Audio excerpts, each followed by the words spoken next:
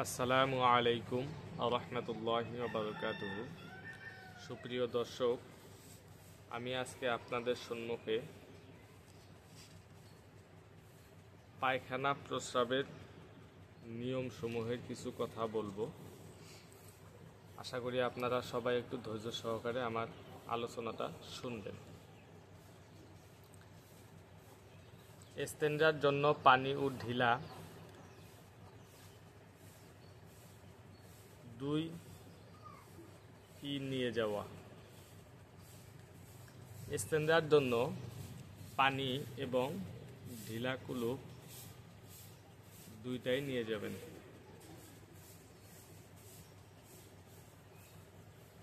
3টি ঢিলা ব্যবহার করা মুস্তাহাব, 4টি হলো ভালো হয়।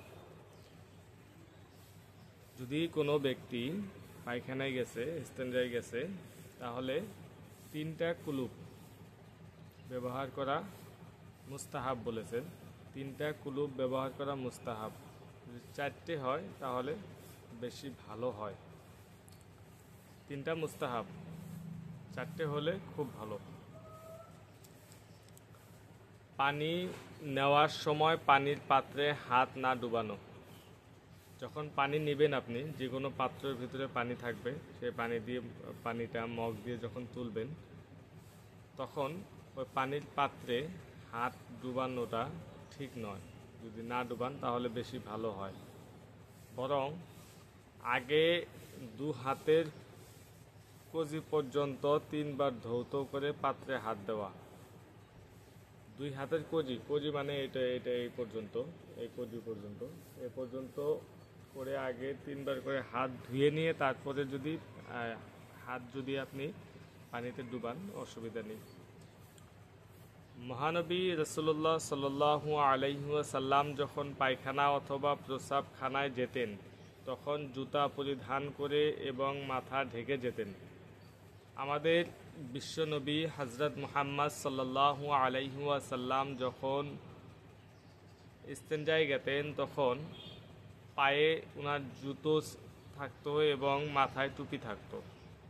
জুতো এবং টুপি সবসময় মহানবী হযরত মুহাম্মদ সাল্লাল্লাহু আলাইহি ওয়াসাল্লাম রাখতেন। ইবনে সাদ। পায়খানা ও প্রস্রাবখানায় প্রবেশ করার পূর্বে নিম্নের দোয়া পাঠ করা। পায়খানা প্রস্রাবে যখন যাওয়ার আগে আপনি এই দোয়াটা পাঠ করবেন। বিসমিল্লাহি আল্লাহুম্মা ইন্নী আউযু বিকা মিনাল খুবুসি ওয়াল খাবাইস। বিসমিল্লাহি আল্লাহুম্মা ইন্নী আউযু বিকা মিনাল খুবুসি ওয়াল খাবাইস।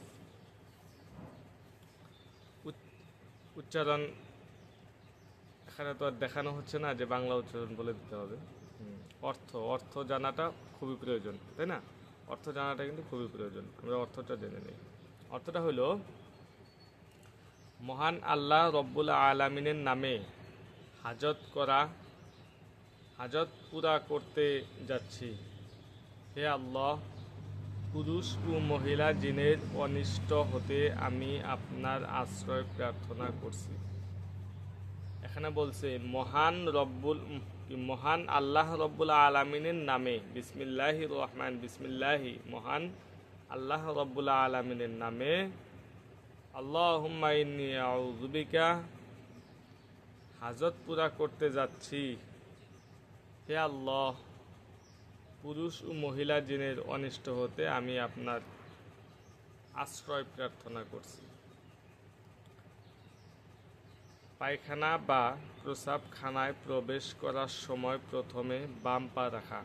পায়খানা বা প্রস্রাব করার সময় যখন আপনি সে জায়গাটায় যাবেন, তখন প্রথম আপনি বা পাটা ইউজ করবেন, ব্যবহার করবেন। বা পা দিয়ে প্রথম যাবেন।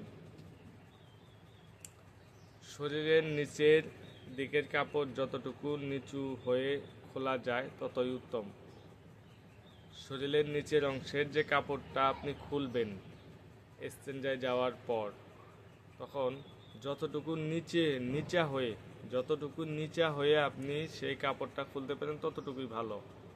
আপনি বসবেন, লাহে বসবেন, বসে আপনি কাপড়টা খুলবেন, ঠিক আছে? তত ভালো।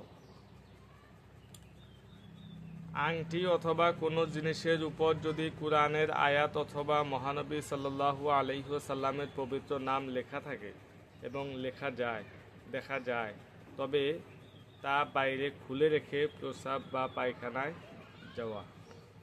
আংটি অথবা কোনো জিনিসের উপর যদি কোরআনের আয়াত অথবা মহানবী সাল্লাল্লাহু আলাইহি ওয়াসাল্লামের পবিত্র নাম লেখা থাকে এবং দেখা যায়, তবে তা বাইরে খুলে রেখে প্রস্রাব পায়খানায় যাওয়া।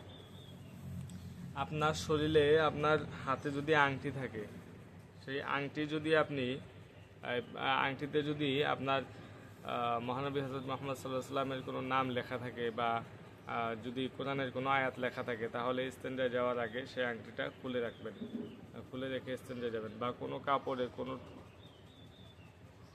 আজকাল দেখা যায় টুপির ভিতরেও মহানবী হযরত মুহাম্মদ সাল্লাল্লাহু আলাইহি ওয়াসাল্লামের নাম লেখা থাকে বা আল্লাহর নাম লেখা থাকে বা কোনো কাপড়েও লেখা থাকে। এগুলো যদি থাকে, আল্লাহর নবীর নাম লেখা থাকে বা আল্লাহর নাম লেখা থাকে বা যদি কোরআনের কোনো আয়াত লেখা থাকে, তাহলে ইস্তেঞ্জায় যাওয়ার আগে সেই কাপড়টা বা সেই রিংটা আপনি খুলে তারপরে ইস্তেঞ্জায় যাবেন।